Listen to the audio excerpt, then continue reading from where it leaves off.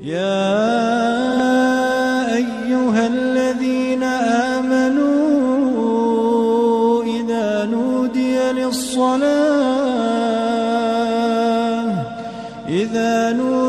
للصلاة من يوم الجمعة فاسعوا إلى ذكر الله. الرجال يدخلون على النساء أرأيت الحمو؟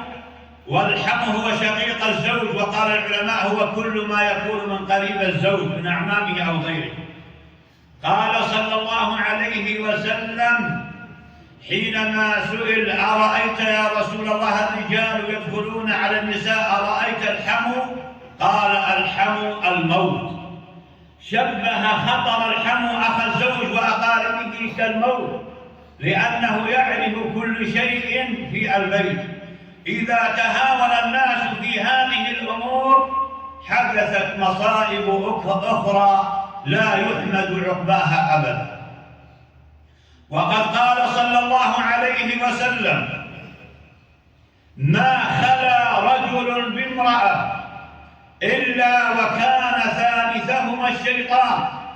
رجل صالح معلم للقرآن إنسان كبير لا يخلو، هذا حديث الرسول صلى الله عليه وسلم وصيته أن لا يخلو رجل بامرأة إلا وكان الشيطان ثالثهما.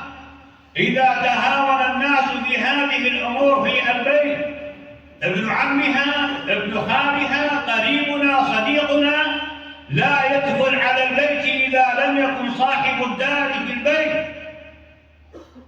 وهذا هو شأن ديننا وأخلاقنا وتربيتنا. يقول صلى الله عليه وسلم عن آخر الزمان حينما يقل الحياء عندهم، يقول صلى الله عليه وسلم لا تقوم الساعة حتى يتسافد الناس في الطرقات كما تتسافد الحمير. أن يأتي الرجل على المرأة في الطرقات أمام الناس، لا حياء عندهم لا من الناس ولا من عند الله جل وعلا، أن يقل الحياء عندهم.